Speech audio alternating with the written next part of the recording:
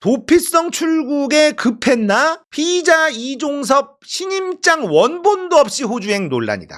경향신문이 이런 보도를 했습니다. 이종섭이 대사 신임장 원본 없이 사본 들고 부임을 했다. 얼마나 급하면 대부분 일반적인 외교 활동은 신임장 사본 제출 이후에는 모두 할 수 있다. 외교부가 이렇게 해명을 했는데 다급하게 출국시키느라 발생한 일 아니냐. 아니 원본이 뭐 그렇게 급하다고. 그래놓고 또 무슨 얘기가 나왔냐면 공백을 장기화시킬 수 없어서라고 하는데 호주 대사 있어. 공백도 없어. 근데 무슨 공백 장기가 있다는 소리를 하고 보통 대사로 임명이 되면 교육을 하는데 안 받았어요. 그랬더니 온라인 교육으로 대체할 수 있다라고 하는데 그것도 안 받았어요. 다 거짓말만 해. 이놈의 정부 난 진짜 이렇게 거짓말 많이 하는 걸리는 거짓말 많이 하는 정부는 처음 봅니다. 보통은 이러면 보통 얘기를 안 해버려. 옛날 이명박 박근혜 정부나 근데 얘기를 그냥 안 해버리지. 근데 걸리는 거짓말을 계속해. 계속. 외교부 당국자가 새로 임명된 공관장이 소수일 때는 신임장 수여식 없이 부임한 뒤에 신임장은 외교 행랑을 통해 별도로 보낸다.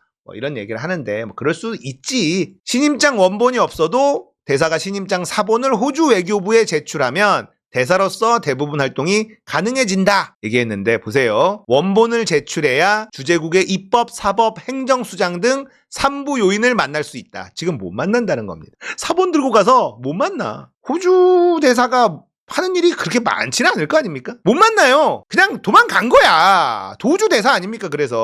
그리고 호주 대사가 장관보다 한참 낮은 차관복급이 가는 호주 대사 이렇게 표현을 합니다. 그러니까 국방부 장관을 했던 사람이 호주 대사로 임명이 되면 급이 안 맞는다는 거죠. 그러니까 이것도 이례적이다라는 겁니다. 임명에서 출국까지 모든 절차가 6일 만에 속전속결. 공수처는 4시간짜리 약식 조사로 명분을 만들어줬고 법무부가 출국금지 해제를 결정했어요. 자, 공수처도 어떤 수사팀인지 봐야 되는데 여기에도 특수부 라인들이 있습니다. 전부 다 잘하고 있는 건 아니에요. 대통령실 관계자는 수사 차질 우려에 대해서 이종섭이 공수처 수사에 적극적으로 협조하겠다. 언제든지 공수처에서 소환하거나 수사가 필요해서 와야 한다고 하면 언제든 오겠다는 약속을 하고 나간 것으로 안다. 약속을 했으니까 법무부도 수사에 적극적으로 협조하겠다고 해서 출국금지를 풀어줬다 이렇게 해명을 했단 말이에요. 호주 교민들도 반발하고 있습니다. 교민단체 시드니 촛불행동 회원 여기에서 호주대사 임명 즉각 철회하라 이렇게 나오고 있는데 바꾼 핸드폰 제출하고 호주행.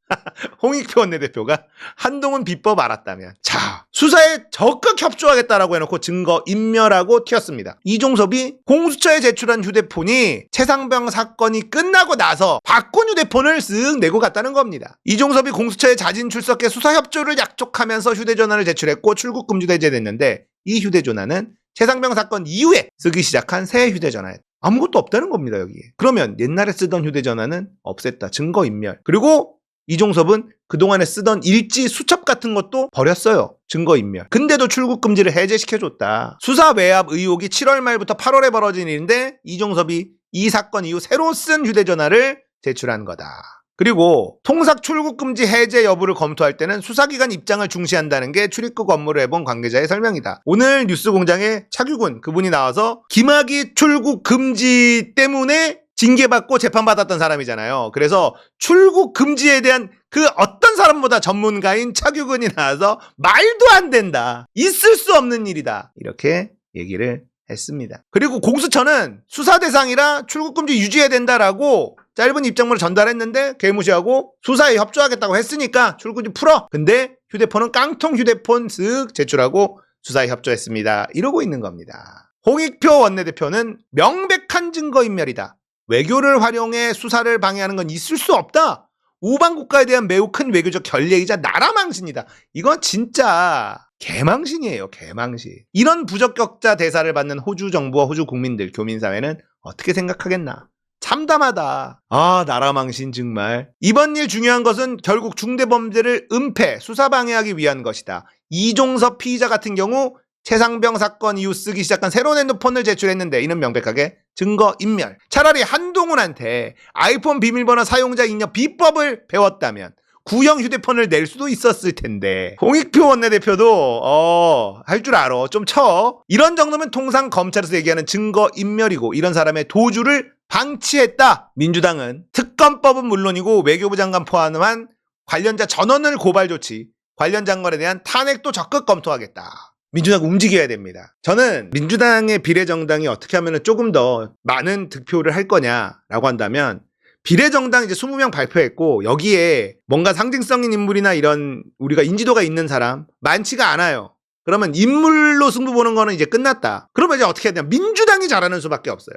관련 장관에 대한 탄핵을 적극 검토하겠다가 아니라 바로 움직여야 돼요. 행동하고 외교부 법무부 장관 탄핵 이거 법안 바로 내야 됩니다. 검토 이러면 안 돼요. 물론 민주당이 덩치가 워낙 크기 때문에 이런 게 느릴 수밖에는 없어요. 하지만 지금은 민주당만으로 151석 이상을 가져가려면 물론 그 이상 가져갈 수 있다고 저는 생각하지만 그게 목표로 간다면 더불어민주연합에 더 많은 표를 얻어야 될 거 아닙니까? 몰빵하는 사람들이 늘어야 될 것 아닙니까? 그러니까 그렇게 하려면은 일단은 비례정당 인물로 뭔가 어필하는 건 글렀어. 민주당이 잘하는 수밖에는 없어요. 검토하지 말고 행동해야 된다. 더 강하게 움직이면 민주당 비례표도 많이 늘어날 거예요. 그나마 민주당이 이종섭의 호주 대사 내정 도피석 출국 의혹을 수사할 특별검사 법안을 국회에 제출했어요. 이렇게 행동해줘야 됩니다. 특검법안 국회에 제출했습니다. 그리고 한동훈한테 취재진이 물어보니까 수사는 작년 9월에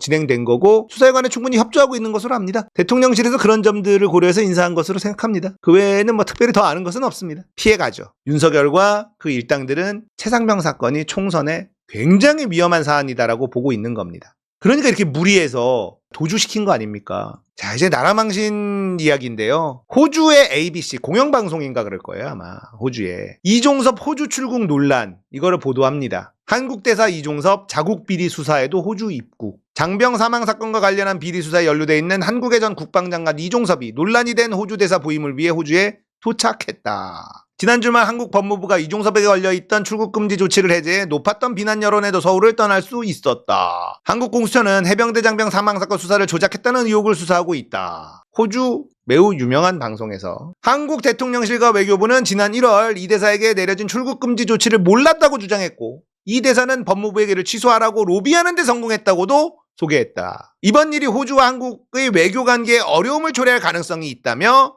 양국 관계에 악영향을 줄 수 있다고 전망했다. 개망신입니다. 잼버리로 개망신, 엑스포 29표로 개망신. 지금 유럽에서는 민주국가에서 독재국가로 전환되고 있다라고 보도하고 있고 전 세계가 디올백 지금 김건희가 디올백 받은 거 모르는 나라가 없고 호주 대사 뭐 그렇게 급하다고 지금 수사받고 있는 사람을 호주 대사로 출국금지까지 풀어주면서 보내고 호주 방송에서는 피의자가 수사받던 사람이 호주 대사로 임명받아서 지금 입국해서 논란이 되고 있다.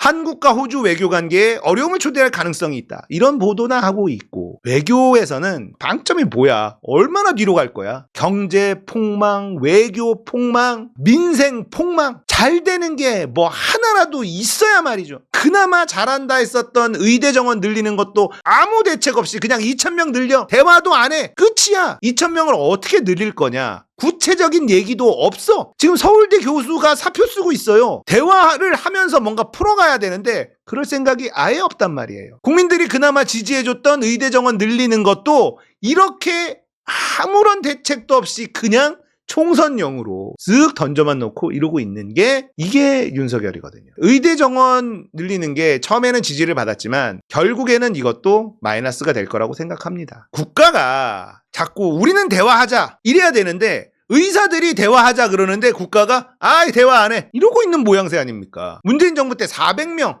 1년에 400명 늘리는 것도 당장도 아니고 지방에 국가가 의대를 만들고 거기에서 이제 졸업을 시키자 였단 말이에요. 지방에 10년 정도는 무조건 의무적으로 일해야 되는 의사를 400명 배출하겠다라고 했는데 그때 안 된다고 발광을 했단 말이에요. 정부는 의사들과 대화하자라고 했고 의사들은 우리는 대화 안 한다 파업하고 이렇게 했었잖아요. 근데 지금은 의사들이 대화하자 그러는데 정부가 꺼져 이러고 있는 중이란 말이에요. 대화할 창구가 없다. 의사들이 하는 말이 그러니까 서울대 의대 교수가 못하겠다 이러고 있어요. 결국 이것도 피해가 이제 환자들에게 국민들에게 피해가 가고 있는 상황인데 정부가 이거를 수습할 생각을 해야지 총선에 이용만 하려고 하고 있으니 이것도 결국은 국민의힘에게 마이너스가 될 거다. 이번 총선이 중요한 이유가 있습니다. 의사들이 파업하고 안 된다 그러면 정부가 나서서 일단 대화를 해보자 해서 끌어들여서 환자들의 피해가 최소화될 수 있도록 뭔가를 해야 되고, 그래도 너무 무리한 걸 할 때 공권력을 투입하는 거고, 이렇게 해야 되는데 그런 게 없다는 거죠. 국민이 안중에도 없는 겁니다. 이 인간들은. 우리가 정신 바짝 차리고 투표장에 나가면 바꿀 수 있어요. 투표율이 만약에 68%, 70% 넘어간다? 투표율이 70%가 넘어가면 뒤집어집니다. 총선 투표율은 55에서 60, 높을 때가 60% 초반이에요. 근데 만약에 총선 투표율이 70%가 넘어간다면 어떻게 될까? 상상만 해도 막 좋은데, 이런 일들이 다 투표율을 올리는데 영향을 끼친다. 윤석열 정부와 국민의힘에게 나쁜 쪽으로. 지금 이번 경선을 통해서 아무튼 권리당원들의 투표율이 너무 높았단 말이에요. 그래서 이번 총선 투표율을 기대해 봄직합니다. 자, 이종섭 도주대사 최상병 사건, 이거 덮으면 안 되지 않습니까? 이거 무조건 밝혀내야죠. 그러려면 민주당 압승이 필요합니다. 민주당 압승! 투표하면 가능합니다.